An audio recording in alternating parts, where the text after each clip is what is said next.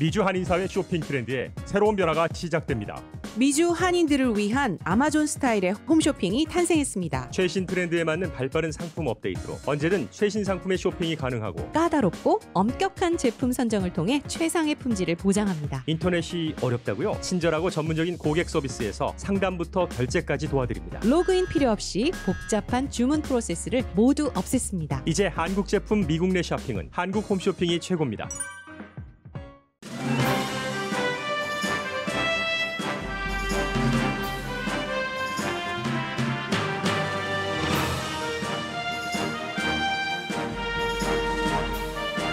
실록의 푸르름 가득 라디오 서울이 함께합니다.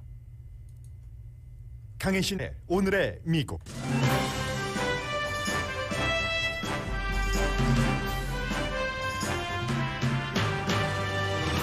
연방대법원이 오늘 중대한 두 가지 판결을 했습니다. 첫 번째 판결은 오바마 케어를 유지하도록 한 것인데 찬성 7, 반대 2로 공화당의 끊임없는 도전과 연방대법원의 확고한 보수화도 오바마 케어를 없애지 못한다는 게 증명된 판결입니다. 이와 함께 연방대법원은 차일드 포스트 케어 서비스가 동성 커플에게 아이 맡기는 것을 거부할 수 있도록 판결했습니다. 표현의 자유를 보장한 판결입니다. 미국과 러시아의 정상회담은 형식은 전통적 파워, 성과는 작지만 확고한 것으로 평가받았습니다.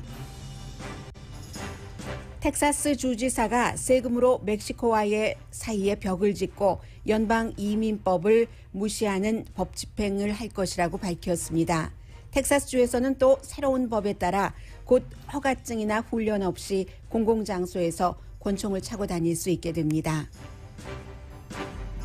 미국의 12번째 연방 할러데이가 생겼습니다. 노예제의 종말을 기념하는 Juneteenth, National Independence Day입니다.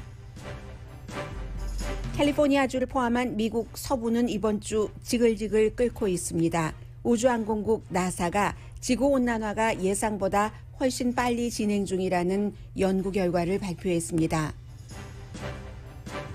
김정은 국방위원장이 북한의 식량 부족을 공식 인정해 미국이 주목합니다. 여러분 안녕하십니까? 오늘의 미국 강혜신입니다. 오늘 아침 제가 만약에 이 연방대법원의 판결이 없었다면은 어제 하루 종일 오후에 들으셨기 때문에 잘 알고 있는 것 같기는 하지만 너무 내용이 방대하기 때문에 중요한 것을 놓칠 수 있는 블라디미르 푸틴 러시아 대통령과 조 바이든 미국 대통령과의 정상회담을 탑으로 정했을 겁니다. 그러나 얼마 되지 않습니다. 연방대법원의 두 가지 판결이 나왔기 때문에 먼저 오바마 케어에 대한 판결인데 오바마 케어가 법으로 만들어졌었던 때가 2010년입니다. 그 이후에 2012년도에도 연방대법원에서 이 문제를 판결했고 2015년 그리고 이번에 다시 연방대법원에서 판결을 했습니다. 판결 결과는 오바마 케어가 존속할 수 있답니다. 연방대법원은 찬성 7, 반대 2로 지금 텍사스주를 포함한 18개 주정부 검찰총장이 오바마 케어는 위헌이다라는 판결을 내려달라고 고소한 것에 대해서 그게 아니다. 주정부들이 이 오바마 케어에 대해서 피해를 받고 있다는 것을 증명하지 못했기 때문에 그대로 존속한다 하는 판결을 내렸습니다. 그리고 가장 중요한 부분에 대해서는 이렇다 저렇다 판결문에 제가 읽어본 부분까지의 판결문에는 나와 있지 않았습니다. 먼저 오바마 케어를 가입하고 계신 오바마 케어에 가입되신 한국 분들도 많으시기 때문에 일단 내용을 전해드리자면은 지금 연방대법원의 판사가 존 로버츠 대법원장을 포함해서 9명이고 9명 가운데서 6명이 보수입니다. 그 6명 가운데 3명이 트럼프 전 대통령이 임명한 연방대법관입니다. 지금 텍사스 검찰총장을 포함해서 18군데 주 검찰총장이 고소한 이유는 이 이유입니다. 처음에 오바마 케어가 생겼을 때 여러분들께서 가장 큰 불만이 난 아직 병도 없는데 젊은데 오바마 케어에 가입하지 않으면 이 보험에 가입하지 않으면 벌금을 물어야지 된다고 이것이 굉장히 그 중요한 불만이셨을 겁니다. 그런데 이것이 2017년도에 또 이제 트럼프 전 대통령이 되고 나서 그 조항을 없앴습니다. 오바마 케어가 처음에 시행할 때는 왜 그 조항이 필요했냐면 지금은 2,000명이 넘는 사람이 가입을 해서 적은 돈을 내고 특히 아주 큰 부자를 위한 그 오바마 케어 국가적인 건강보험이 아니기 때문에 이 보험이 없어서 죽을 수도 있는 사람, 우선 이런 사람부터 살리려면은 많은 사람이 가입을 해서 가입비에서 이 병원 치료를 많이 받지 않고 그 돈으로 정말로 지금 당장 치료받지 않으면 숨질 만한 그런 사람을 구해야지 된다 했기 때문에 숫자가 작았을 때는 이것을 오바마 케어에 들지 않는 사람들에게 벌금을 물게 해야지 되는, 그리고 그럼으로써 병력이 있는 사람을 치료한다는 거였습니다. 암이라든가 당뇨, 심각한 고혈압 이런 사람들을 보험회사에서 받아주지 않기 때문에 오바마 케어는 보험회사에서 무조건 모든 병력이 있는 사람을 받았어야지 되고, 그리고 자녀가 26살까지는 부모 아래 건강보험을 가질 수 있도록, 26살이면 아직 대학을 졸업했다 하더라도 보험료가 워낙 비싸니까 본인이 단독으로 보험을 들기가 굉장히 그 어려운 나이대잖아요.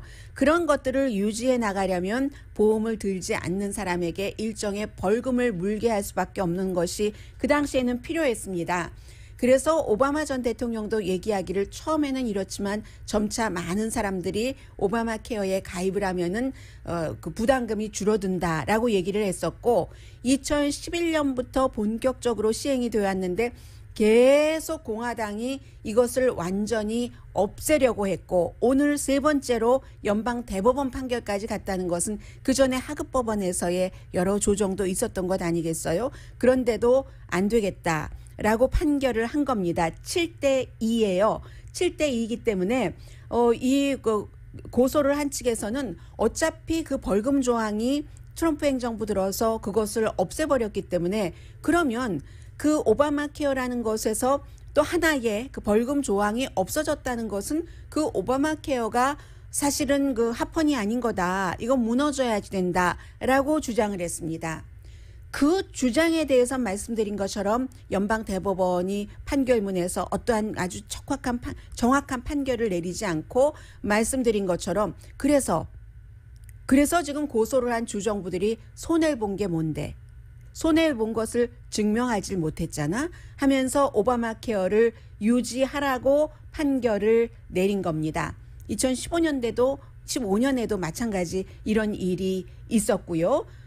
그런 일이죠. 해서 판결문을 쓴 사람이 진보적인 그 스티븐 블레이어 연방 대법관이 판결문을 썼고 반대한 사람 두 사람은 보수적인 사람입니다. 당연히 사무엘 얼리토 전에 그 오바마 전 대통령이 의사당에서 국정연설을 할 때 막 고개를 이렇게 젓는다던가 하는 식으로 나는 오바마가 싫어하는 것을 연방 대법관으로서 아주 그 드물게 표현을 한 그 사무엘 얼리토 또 닐 고서치입니다. 브렛 캐버나우와 에이미 코니 베럿도 이 안을 지지했습니다. 브렛 캐버나우, 에이미 코니 베럿 그리고 닐 고서치 세 사람이 트럼프 전 대통령이 임명을 한 연방 대법관입니다. 여기에는 클리어런스 토마스라는 가장 보수적인 클리어런스 토마스도 이것은 오바마 케어는 유지되는 게 맞다라고 오늘 판결을 한 겁니다. 그렇기 때문에 지난 11년 동안 연방정부의 보조가 있었건 없었건 오바마 케어에 가입하는 사람들이 점점 늘어나서 2천만 명 이상 되고 지금 오바마 케어가 없어지면은 또 그만큼의 숫자의 사람들이 어느 날 갑자기 건강보험이 없게 되는 겁니다. 세계에서 가장 부를 많이 갖고 있는 나라에서요. 그래서 이 판결은 이 공화당의 가장 중요한 아젠다가 연방 대법원 자체가 6대3으로 완전히 기울어진 운동장이라 할지라도 이게 공화당이 원하는 대로 아젠다가 이루어질 수가 없다 하는 것을 분명하게 오늘 볼 수 있었던 것이고요. 적어도 연방 대법원을 통해서는 그게 안 된다는 거죠. 그리고 이제 오바마 전 대통령은 뭐 오늘의 미국에서는 11년 전부터 말씀을 드렸습니다마는 결국은 나중에 이런 문제 저런 문제 북한 문제 외교 문제에서 너무 그 실용적이라고 하면서도 철학적이었어. 뭐 이룬 게 없잖아. 어떤 부분에서 그런 비난을 들을 수도 있고 이런 건 잘했어. 국가의 영감과 철학을 심어줬어. 이런 얘기도 들을 수 있지만 제일 중요한 것은 결국은 버락 오바마라는 그 미국의 그 44대 대통령은 오바마 케어로 평가를 받을 겁니다. 난 내가 단임 대통령이 돼도 좋아. 미국의 사람들이 돈이 없어서 죽는 일이 없어진다면 오바마 케어, 어포러블 케어 액트, 이 오바마 케어라고 부르던 어포러블 케어 액트라고 부르던 트럼프 케어라고 부르던 이름은 나하고 상관없어.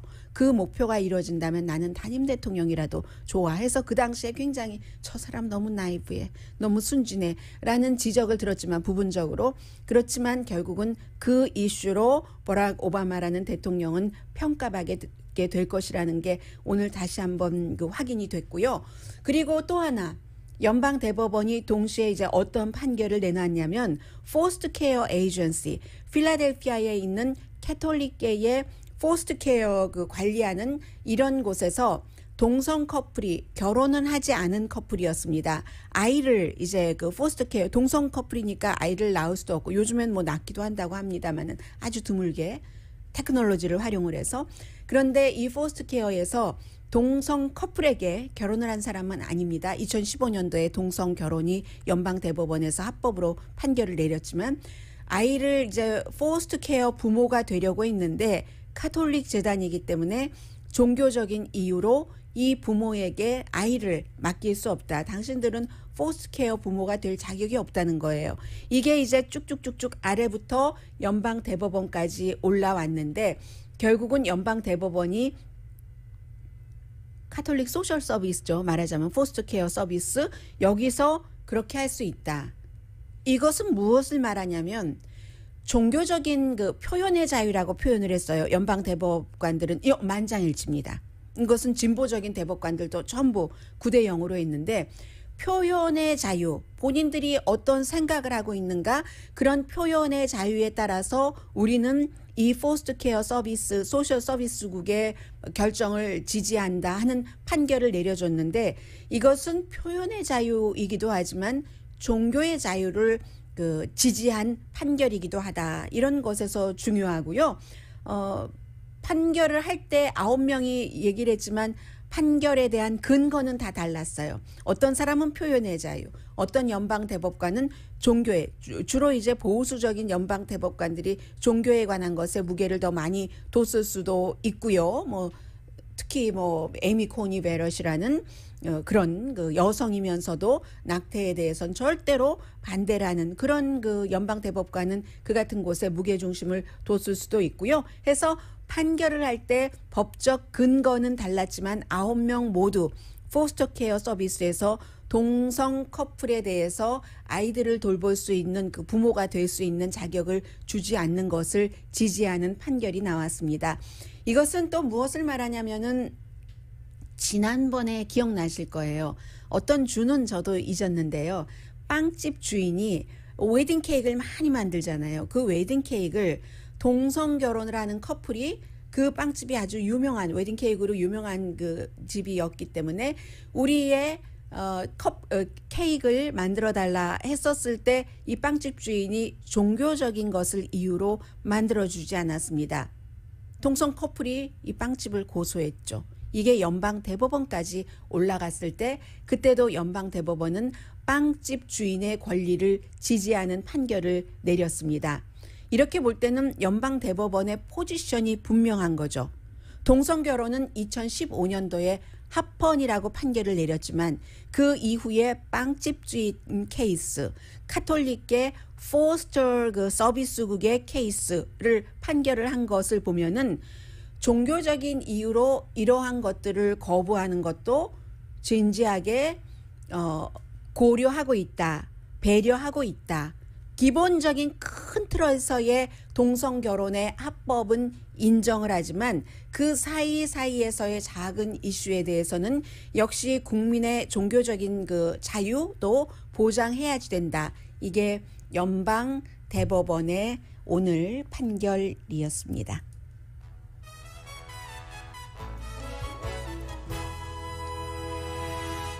표현의 자유는 아주 중요하죠. 어제 그 메리 갈랜드 연방 그 법무장관도 그제였었던가요? 테러리즘, 국내 테러리즘에 대해서 어떻게 대응할 것인가에 대한 입장을 발표하면서도 이데올로기를 가지고 기소하지 않는다. 그 사람이 한 행동, 그 행동이 폭력을 낳고 사람의 피해를 줬다던가 재산의 피해를 줬을 때 그 폭력 행위에 따라서 기소하지 이데올로기에 대해서 기소하지 않는다라고 얘기를 했잖아요. 이데올로기는 곧 표현의 자유라는 거죠. 미국에서 모든 그 개인의 이상과 생각 이런 것은 자유로울 수 있다. 미국이 그러한 이상에 따라서 설립된 만들어진 국가고 여기까지 커가고 있는 중이다. 아직 미국은 젊은 국가잖아요. 아주 나이 많이 든 그런 국가에 비해서 한국과 비교하면 얼마나 젊어요. 영 네이션이죠, 미국이. 오늘의 미국은 전문가가 추천하는 이민법, 가정법 전문 제인정 종합법률사무소, 미주류 언론과 유명 인사들을 감동시킨 미주 판매 1위 카후나 마사지 체어, 코지다운 갤럭시 거위털 이불은 잠이 솔솔 오게 하는 기능성 거위털 이불, 거위털 이불 전문회사 코지다운. 카후나 마사지 체어 하나 빼먹었네요. 한인 기업의 자랑 카후나 마사지 체어. 언제 어디서나 내 맘대로 골라보는 한국 TV, 한국 쌍방울이 만든 최고의 KF94 방역 마스크 트라이를 미주 최초로 출시한 한국 홈쇼핑 공동 후원입니다. 저는 이제 오늘의 미국이 끝날 때까지는 조 바이든 그 대통령이 블라디미르 푸틴 러시아 대통령과 정상회담을 하고 나서 기자회견은 하지 않았던 시점이고, 기자회견을 하고 수많은 가지치기까지의 뉴스가 굉장히 많았습니다.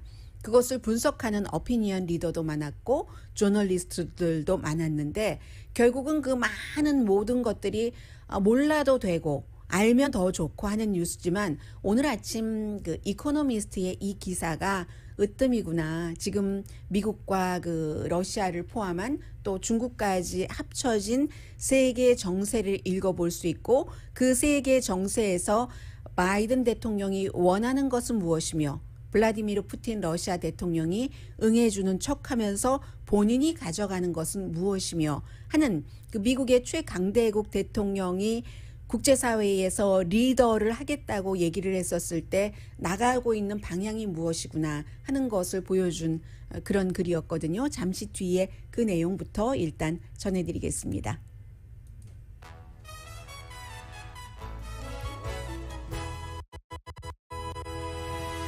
라디오 서울 방송 오늘의 미국 듣고 계십니다. 네, 그 18세기 그 빌라, 그리고 사진을 보면은 이게 지금 뒤에 완전히 뭐 예전에 뭐 브리테니커 사전 같은 뭐 그런 형태의 책이 정말 많이, 그런데 참 멋지게 꼽혀 있네요. 그리고는 그 사이에 바이든 대통령과 블라디미르 푸틴 러시아 대통령 사이에 각각 두 사람 뒤에는 국가를 상징하는 국기가 있었고, 가운데 우주 지구본이 있었죠. 굉장히 트래디셔널한 장면입니다. 이 서로 두 사람이 앉아 있었던 장면이. 바이든 대통령 이제 미국으로 돌아와서 굉장히 긍정적인 미팅이었다라고 얘기를 하고, 어제 뭐 추가적으로 뭔가를 말했어야지만 됐을 때는 이 아주 드물게, 보통 이제 대통령이 수행 기자단이 있기 때문에 비행기 안에 올라가서 뭐 기자회견도 하고 하는데, 이건 빨리 뭔가를 수습 내지는 말을 해야지 되겠다 싶을 때는 비행기 올라타기 전에 하는, 바이든 대통령으로서는 굉장히 새로운 그런 모습도 보여줬는데요. 어쨌든 긍정적이라고 오늘 돌아와서 얘기를 했는데, 세계의 운명을 쥐고 있는 두 남자의 만남은 아니었습니다. 이거 보세요. 제 머릿속에서도 남자라고 하잖아요. 세계의 운명을 쥐고 있는, 부분적으로 쥐고 있는 앙겔라 머켈이라는 독일 총리도 있고, 세계의 아주 그 재정 그런 그 분야의 누구도 있고, 유럽 연합의 뭐 대표도 있고, 여자. 그런데도 벌써 세계에 운명을 쥐고 있는 두 남자, 하도 오랜 동안 그런 일이 있었기 때문에 나오잖아요. 그리고 세계의 운명을 쥐고 있는 두 남자이기도 합니다. 실제로 시진핑과 바이든이지 바이든과 푸틴은 아니라는 거죠. 바이든과 시진핑이라는 거죠. 그래서 그런 만남은 아니었고, 그리고 그렇다고 해서 오바마 전 대통령처럼 우리가 러시아가 좀 밉기는 하지만 러시아와 리셋 버튼을 눌러야지 된다. 그런 형태의 만남도 아니었습니다. 뭐 오바마가 대통령일 때와 지금이 아주 기간이 많이 지나갔기 때문에 이제는 이쪽을 현상 유지를 하고, 그리고 어떻게 보면 러시아가 좀 망나니 같은 그런 그 행태를 보이는 정권이기도 하기 때문에 그런 일을 하지 못하도록 막고, 그 한편으로는 시진핑 중국 국가주석, 중국과 대결을 하는데 집중을 하겠다 하는 게 오바마 대통령, 아니 바이든 대통령의 마음이잖아요. 그렇기 때문에 그 투 파워 국가, 그레이트 그 파워즈라고 얘기는 하면서 푸틴을 추켜줬지만, 그러니까 우리도 봐줄 만큼 봐주고 또 할 만큼 양보도 해줄 테니까 말썽 부리지 마. 이거잖아요. 내가 중국과 싸우고 있을 때 이런 그 미팅이었다는 겁니다. 해서 성과는 작지만 확고하다라는 표현이 이코노미스트의 표현이고, 작은 성과라는 것은 어제 블라디미르 푸틴 러시아 대통령이 오늘의 미국 진행하는 동안 기자회견에서 얘기를 했어요.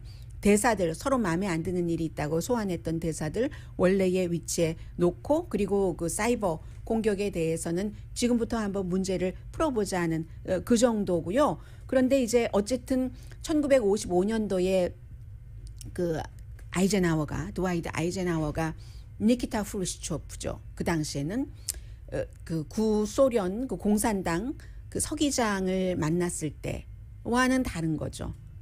그때는 그 바이든 대통령이, 그때가 이제 처음으로 미소 정상회담을 했었던 때고, 바이든 대통령은 12살밖에 안 됐어요.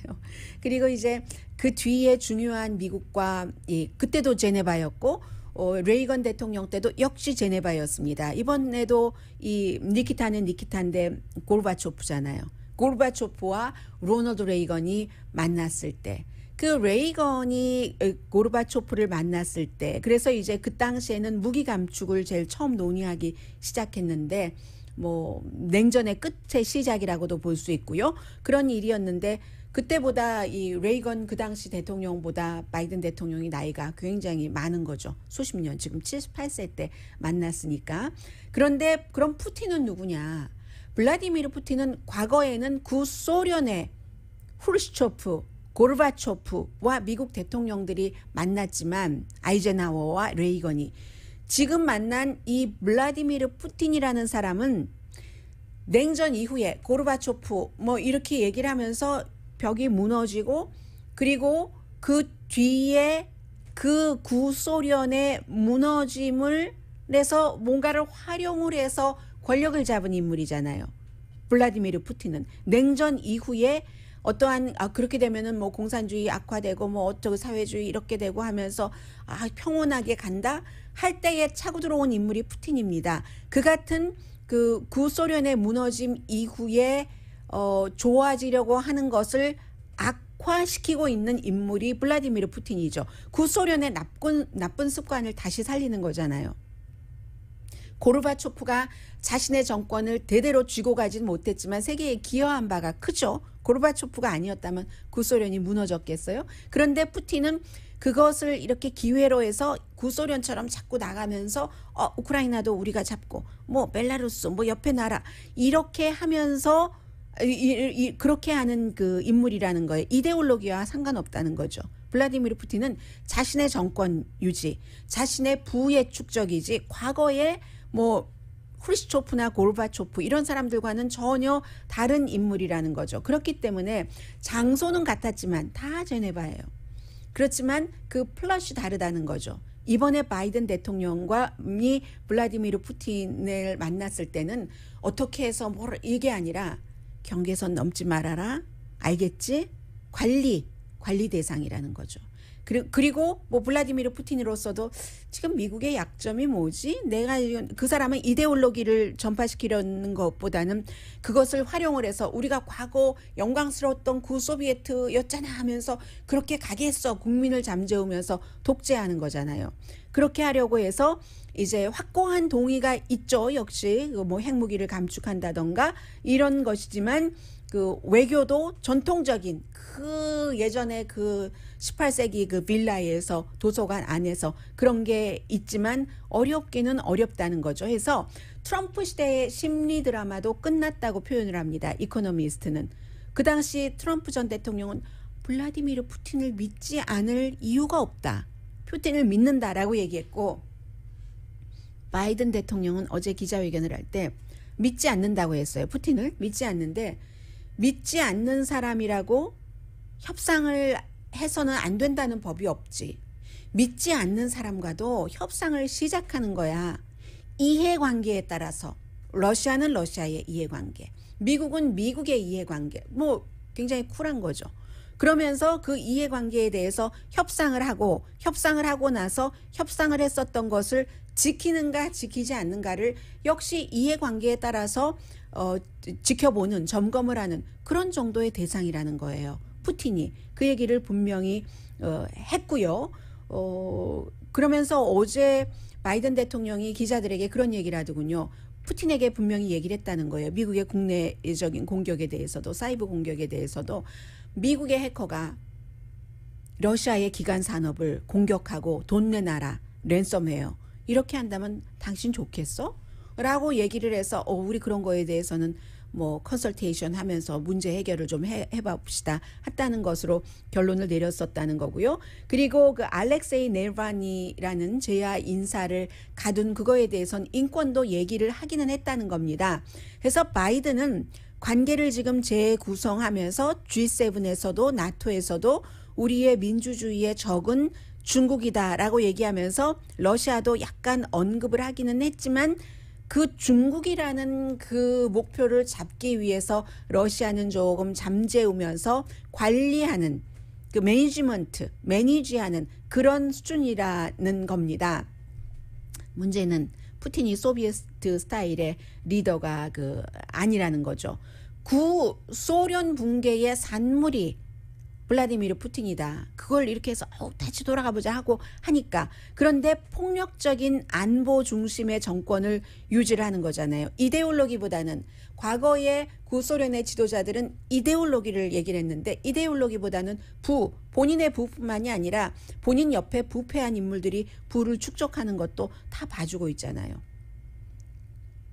뭐 미국과 싸우기는 싸우는데 러시아 사람들의 이익을 위해서 싸우는 게 아니라 자신과 자신 주변의 부패한 인물들의 부의 축적, 권력의 그 장기화를 위해서 미국과 싸워야 된다라고 조장을 한다는 거죠. 그럼으로써 이웃 나라를 침공하고 제야 인사에게 독을 뿌리고 사이버 정보 이런 것으로 서방 세계를 침략하고 한다는 거죠. 러시아의 내부에서는 러시아의 영광을 회복돼야 된답니다 하니까 거기에 속아 넘어가는 사람들도 있지만 실제의 그 푸틴은 이데올로기와는 상관이 없는 사람이라는 것을 이코노미스트가 계속 강조를 하고 있는 겁니다. 러시아 사람들을 꼬드겨서 뭔가를 본인이 빼먹으려는 심산이라는 그런 얘기를 한다는 겁니다. 그래서 미국에서 공화당이 얘기하는 것도 덜 터프하다 하는 것도 나름 일리가 있는 겁니다. 말은 뭐 터프하게 하면서 뭐 살인자다 이렇게 터프하게 하면서 터프하게 하는 것도 없네 라고 공화당이 얘기를 하잖아요. 공화당은 트럼프 전 대통령이 푸틴을 어떻게 안 믿어 라고 얘기할 때는 아무 말 안 하고 있다. 지금 이렇게 얘기하지만 비교를 해서 공화당이 똑같지는 않다고 말할 수는 있지만 공화당의 그 같은 지적도 전혀 틀렸다고 할 수는 없습니다. 다만 앞서 말씀드린 것처럼 미국의 대통령이 지금 생각하고 있는 그림은 러시아가 아니라 중국이라는 것을 강조를 하는 거죠. 해서 이제 푸틴이 바이든 대통령도 협박했잖아요. 살인자야. 제야 인사를 저렇게 제야 인사가 마시는 그 티에 독을 뿌린 것 살인자야라고 하니까 건강 조심하세요. 이거 협박한 거잖아요. 바이든에게. 건강이나 잘 지키시오. 우리 토론이나 합시다. TV에 나와서 푸틴이 그렇게 하니까 미국에서도 그때까지만 하더라도 무시하는 투로 백악관에서. 주말에 할 일 많으시거든요. 우리 대통령은 이렇게 답했는데 그 몇 주일 뒤에 푸틴이 우크라이나 동쪽에 군대를 막 이동시키기 시작했잖아요. 그때 바이든 대통령이 우리 정상회담 합시다라고 제안한 겁니다. 살살 해라. 나 지금 중국 때문에 바쁘거든. 그러니까 이 군사 움직임 이런 거 하지 말고 대강 봐줄게. 다른 거 뭐 이런 식인 거예요. 김정은 국방위원장이 미국과 대화하고 싶으면 막 미사일 쏘고 이런 식으로 약간의 움직임을 보였을 때 정상회담을 하자고 해서 지금 문제를 덜 일으켜라 하는 정상회담을 했다는 겁니다. 그래서 사실은 이 내용에 대해서는 그 민주당 내부에서도 바이든 대통령 주변에서도 조금 더 러시아에 강하게 해야지 된다고 반대하는 사람들도 있어요. 뭐 독일의 무슨 뭐 파이프라인 그거 하는 것도 그걸 그렇게 봐주냐. 그런데 그것은 독일과 러시아의 문제이기 때문에 사실은 깊이 들어갈 수도 없죠. 내정 간섭이니까. 이제 그런 문제들 있고 어쨌든 미국의 바이든 대통령이 러시아와 미국과의 관계가 뭐 세계적인 외교 관계도 그렇지만 예측 가능하고 안정적이길 바란다 할 때 푸틴도 나도 그걸 원한다. 예측 가능하고 안정적인 것을 원한다 하면서 바이든 대통령에게 프로페셔널하고 균형 감각이 있고 또 결론으로 가기 위해서 투도 포인트 한다. 이렇게 좋은 얘기를 해주는 게 서로 회담에서 뭐 적절하게 큰 것을 이루지는 못했지만 그런 그 결론을 내렸다는 겁니다. 그리고 이 바이든 대통령은 오바마처럼 러시아를 교란 세력으로 본다는 것이죠. 넘버원 그런 이제 넘버원 그 적이 아니라 넘버원 적은 지금 중국으로 본다는 것이고 그에 비해서 푸틴은 미국을 현존하는 위협으로 본다는 거죠. 그래서 미국과 웬만큼 지내는 게 좋다. 트럼프 전 대통령 시절에는 마음대로 할 수 있었는데 바이든 대통령 보니까 그게 아니니까 시간도 잘 지키고 심지어는 블라디미르 푸틴 러시아 대통령 뭐 교황 만날 때도 50분인가 늦게 나오고 했었거든요. 무슨 세계적인 기구 뭐 UN 사무총장 만날 때도 교황 만날 때보다 더 늦게 나오고 일본 총리 만날 때도 3시간이나 기다리게 하고 그랬었던 사람인데 바이든 만날 때 처음이에요. 제가 알기로는. 바이든보다 먼저 나와서 기다리고 있었다는 것 아니에요. 우리도 당신 지금 중국과 바쁘지? 그거 하는 거 대강 해줄게. 대신 나도 국내에서 돈도 벌고 정권도 유지해야지 되거든. 웬만큼 조금 봐줄 수 있어? 하는 신호를 보였다고 보시면 되고요. 해서 푸틴의 책략도 이겼다. 이코노미스트 표현입니다. 바이든 대통령도 본인이 원래 계획했던 대로 그렇기 때문에 정상회담 이전에도 큰 기대하지 마세요. 이런 얘기를 굉장히 많이 한 것이고요.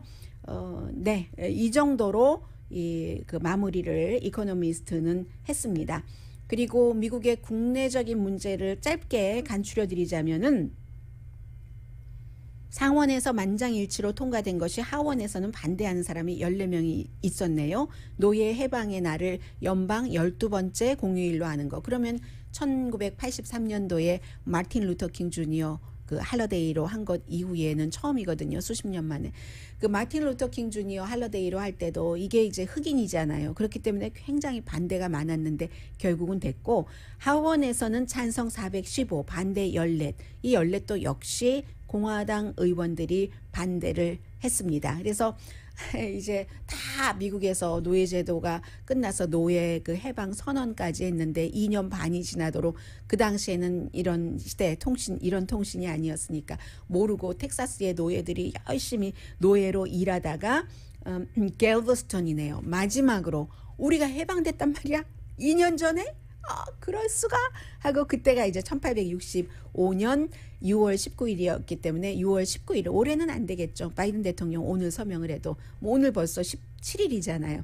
해서 노예 해방의 달 과거에 우리가 잘못했다 하는 것을 인정을 하는 이런 새로운 할러데이가 만들어졌습니다. 이게 뭐냐면은 조지 플로이드가 사망한 이후에 미네소타에서 미니아폴리스에서 백인 경관에 의해서 흑인 무장을 하지 않은 지인인가요? 딸의 아빠가. 그리고 나서 공화당에서는 계속 투표권을 제한을 하는 법안을 만들고 있고 민주당에서는 거기에 반대되는 것을 하면서 결국은 이러한 일들 과거 흑인에 대해서 어떻게 했던가 잘못했었던 것을 공식적으로 인정을 해야지 된다. 공식적으로 인정을 하는 하나의 법안인 거죠. 그런 일이 있고요. 텍사스에 대해서는 잠시 뒤에 말씀드리는 게 좋겠네요.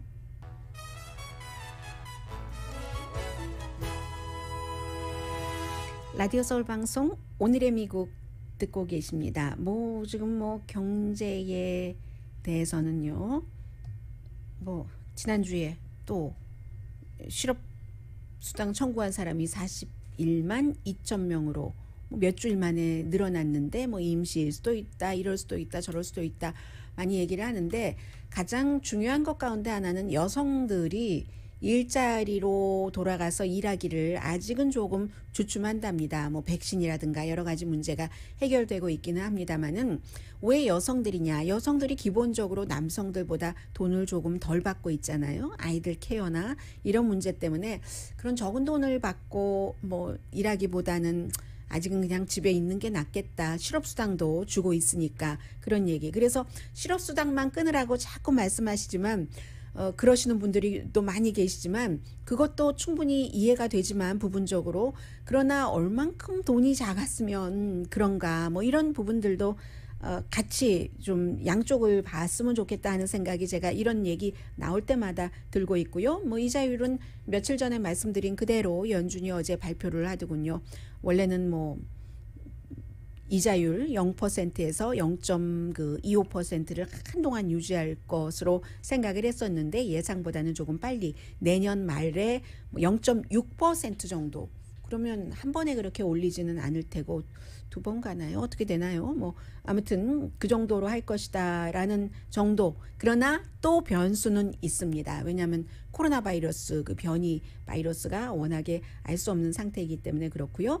그리고 텍사스주에서 두 가지 아주 지금 큰 뉴스가 나왔는데 하나는 며칠 전에 텍사스 주지사가 내년에 재선을 치러야지 되는 주지사가 벽을 쌓겠다라고 얘기하면서 비용을 어떻게 할 것인지 언제 어디부터 쌓겠다는지는 구체적으로 말하지 않았다라고 했는데 일단은 100만 1000만 2억 5천만 달러를 세금입니다. 세금을 들여서 일종의 다운 페이먼트 비슷하게 해서 벽을 쌓기 시작하겠다 하고 공화당 그레그 에버트 주지사가 발표를 했습니다.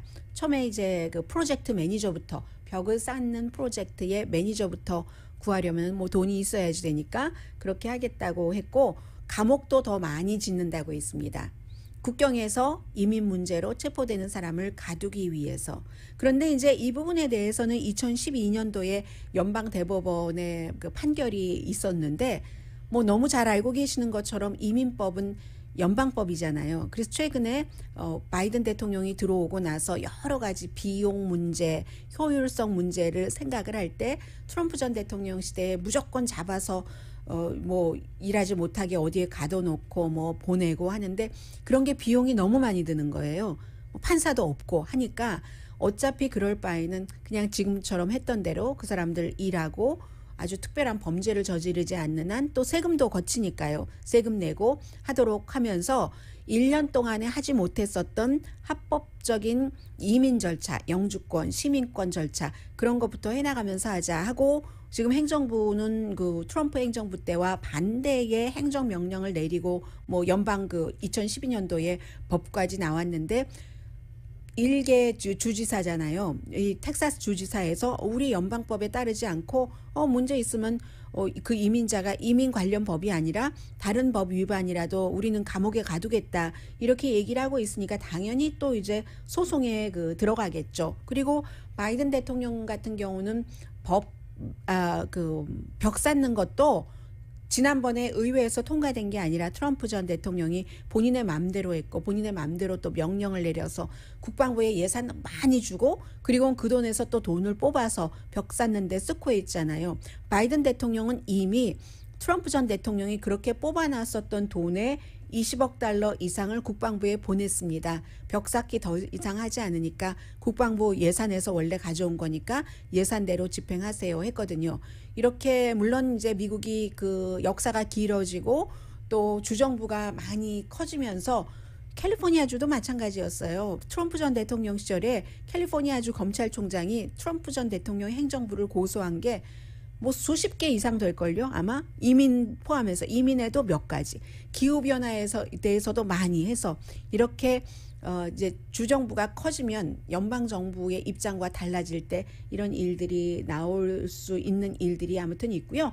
그리고 텍사스의 땅 커미셔너, 랜드 커미셔너가 텍사스에선 특히 중요한데 뭐 오일도 나오고 하니까 땅도 크고 하니까 그 커미셔너가 조지 P 부시라고 해서 잽 부시 아들 부통령의 동생의 아들입니다. 그러니까 아버지 부시 대통령이 할아버지인 거죠. 이 사람이 이제 그 텍사스의 땅 커미셔너인데 뭐 만약에 그 벽을 짓겠다고 하면은 공화당이잖아요. 같은 벽을 짓겠다고 하면은 만약에 그 땅이 텍사스 소유의 땅인 경우는 오케이. 그러나 이 경계선에서 벽을 질 수 있는 그 땅의 소유는 거의 개인 소유거든요. 이제 그 정도로 얘기를 했고요. 텍사스주는 또 지난번에 의회 그 하원 상원에서 텍사스가 다 그 공화당이 다수당이니까 통과시킨 21살 이상만 되면 훈련을 받지 않아도 허가증 없이도 우리 운전면허증을 가지고 운전을 하잖아요. 운전할 때. 그런데 총을 가지고 다니는데 권총이에요. 핸드건. 그 허가증 없이 훈련도 받지 않아도 공공장소에 권총을 가지고 다닐 수 있다 하는 것이 9월부터 이제 그 주지사가 법에 서명을 했으므로 시행할 수 있게 됩니다. 주마다 너무 많은 것들이 다르죠.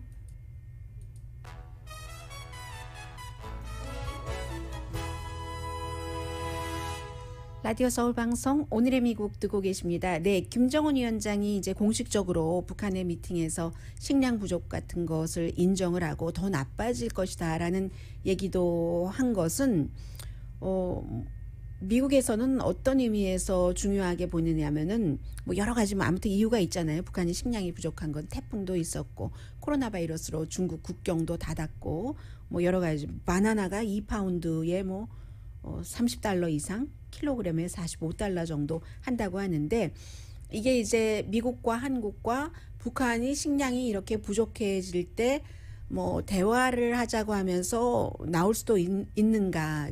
바이든 행정부 들어와서 실무적인 접촉을 해보려고 했지만 아주 깡그리 무시해버렸잖아요. 북한이. 그런 면에서 바라보고 있는 겁니다. 그리고 북한의 지도자가 과거 지도자 아버지 할아버지와는 좀 다른 거죠. 지난번에도 경제 실패에 대해서 국민에게 사과를 했는데 이번에도 비교적 솔직하게 식량 부족난을 인정을 하니까요.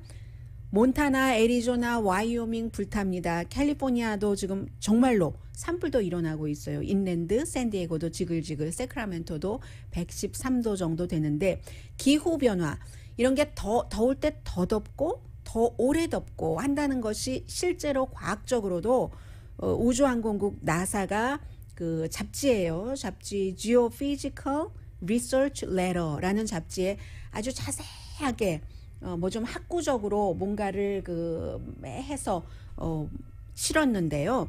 위성 데이터를 쭉 분석을 해보면 에너지의 불균형이 있다는 겁니다. 태양에서 에너지를 받아서 이제 다시 우주에 보내고 하는 그 에너지의 균형이 전혀 안 맞는데 2015년과 지금을 비교를 해보면 에너지 불균형이 뭐 저는 과학적인 것은 모르니까 이렇게 된답니다. 스퀘어 미당 그 당시에는 0.5와트가 불균형이었는데 2019년에는 1와트가 불균형이다. 배가 된 거예요. 불균형이. 그렇기 때문에 지금 에너지 증가가 올라가는 것이 지구의 모든 사람이 동시에 뭐 20개의 전기로 된 T 주전자를 쓰는 것과 같다. 뭐 이런 얘기를 하면서 온실가스 늘어나고 구름과 구름 뭐 사이즈 뭐 이런 것 바다의 뭐 아이스 같은 것은 굉장히 줄어든다. 이런 것을 왜 우주항공국이 왜 이런 얘기를 하냐면요. 우리에게 책임이 있다. 인간에게 하는 말을 하고 싶은 거죠. 오늘의 미국은 전문가가 추천하는 이민법, 가정법 전문 제인정 종합법률사무소, 미주류 언론과 유명 인사들을 감동시킨 미주 판매 1위 카후나 마사지 체어, 한인 기업의 자랑 카후나 마사지 체어, 코지다운 갤럭시 거위털 이불은 잠이 솔솔 오게 하는 기능성 거위털 이불 전문회사 코지다운, 언제 어디서나 내 맘대로 골라보는 한국 TV, 한국 쌍방울이 만든 최고의 방역 마스크 트라이를 미주 최초로 출시한 한국 홈쇼핑 공동폰이었습니다. 10시에 좋은 아침, 좋은 하루 방송됩니다. 1월 6일 의사당 사건이 있었을 때 워싱턴 DC 메트로폴리탄 교통국의 경관이 다쳐서 뇌 수술까지 했어요. 어제 의회에 가서 우리를 포함해서 여러 가지 상징이 있으니까 메달 주는 것을 이제 지지해 주십시오 하는 뭐 이런 얘기를 하러 갔었는데, 엘리베이터에서 공화당 거기에 반대하는 의원을 만났는데 악수 청하니까는요, 악수도 안 하고요, 뭐 그냥 엘리베이터 문이 열리니까 휙 가버리대요. 좀 째째하죠? 쫀쫀하죠? 그렇게 살지 맙시다. 더운 날 강희신이었습니다.